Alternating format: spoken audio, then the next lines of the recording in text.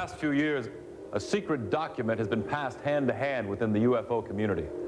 It contains provocative research about UFOs, what they're made of, where they come from, why they're here, and who's behind the wheel. Now the secrets are out. UFOs exist. UFOs are solidly lighted in red, orange, amber, yellow, blue, or blue-violet, and brilliant white. They're fast. Speeds of up to 9,000 miles per hour have been measured by radar. They are armed. UFOs employ heat beams, paralyzing beams, and force beams as tools and weapons. And they have drivers. They have big, round, or wide-set slanting eyes, oddly shaped and placed ears, long noses or no noses, and sometimes a slit for a mouth. Finally, the real story. A remarkable work has come to light written by the late Paul Hill. For years, Hill held a top job at the National Advisory Committee for Aeronautics, which later became NASA. While there, he secretly compiled data in a private journal. It may be the most comprehensive document ever written about UFOs.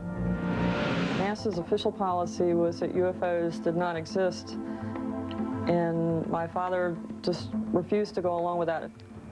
Julie Hill is Paul Hill's daughter.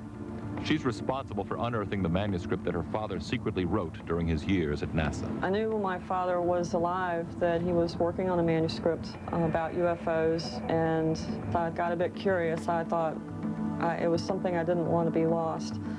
And so when I asked my mother where it was, she told me, and I went to his desk just to pick it up and look at it and maybe put it in a safer place. And when I opened it and looked at it, I was just astounded at what I saw. Julie discovered a manuscript that presented clear and precise evidence about UFOs. Her father had meticulously gathered reports from numerous eyewitness testimonies.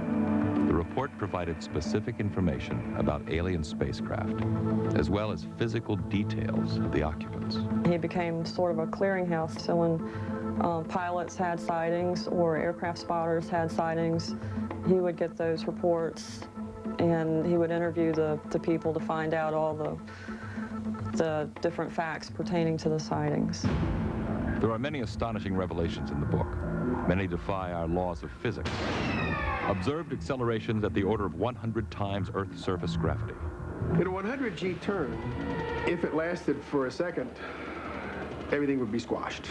You know, it'd just be flattened. Dr. Robert Wood headed up several highly classified projects for McDonnell Douglas. He is also a physicist who closely followed Hill's work. Clearly, you're talking about hundreds of Gs, and you're talking about the occupants being able to withstand that, or they don't feel it.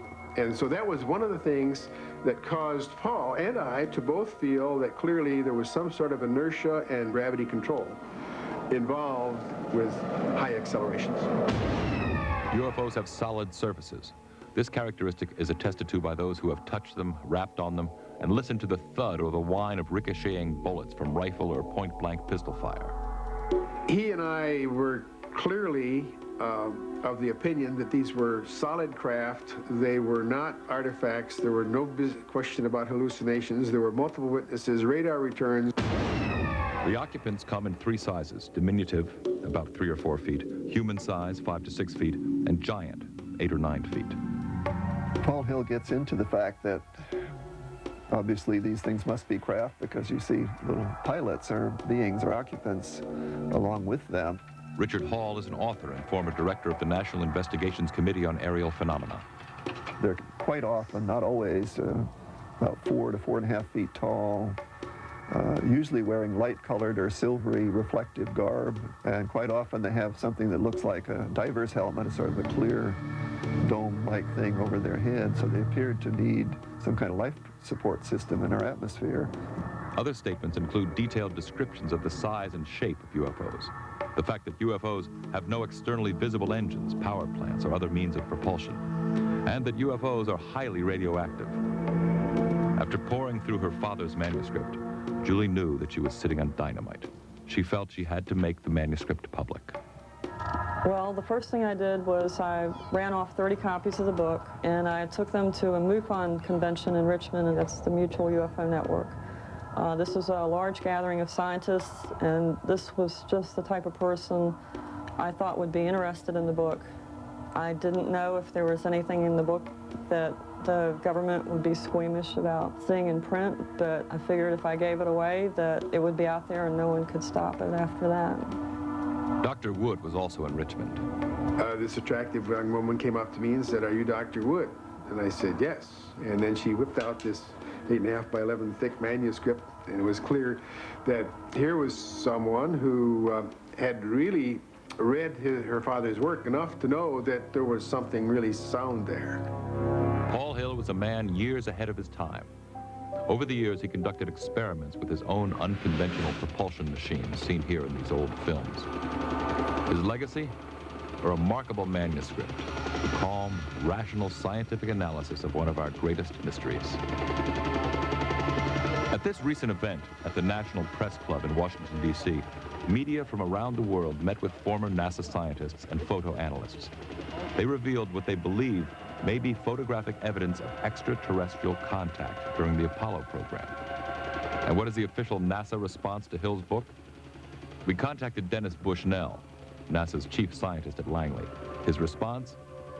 Paul had some interesting speculations in that saucer-shaped objects can fly in a conventional manner. Knowledgeable people are still speculating. These are still open issues. For Paul's daughter, Julie, some things are very clear.